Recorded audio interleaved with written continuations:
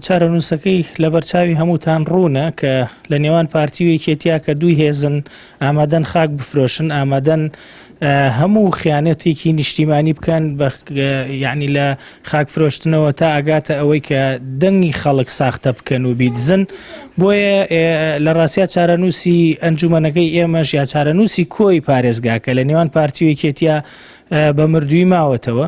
طبعا حکوومەتی عێراقی متمانە لە ئەنجومەنی نوێنەران وەرەگرێ، ئەنجومەنی نوێنەرانێک کە بە دەنگی ساختە بە قەولی عام کە ئێسا وترێ پەرلەمانتاری ئەلکترۆنیە، ئێمە ئەوە نەخەیاڵ پڵاو بین چاوەڕێ بین مەرحەمەتێکی گەورەیان بۆ شاری هەڵەبجە هەبێ. لە ڕاستیا من قسەی بێ ئومێدانە ناکەم، ئێمە سوورین لەسەرەوەی کە پێویستە ئەم پارێزگایەک بێ دام و دەستگای سەرەکی خۆی هەبێەوە بە گوێرەی ڕێکارە یاسایەکانی پارێزگا لە عێراق و لە کوردستانە بەرخوردی لەگەڵا بکرێ. بەڵام ئەمە واقعەکەی کە پێتان ئەڵێن واقعێکی زۆر تاڵە.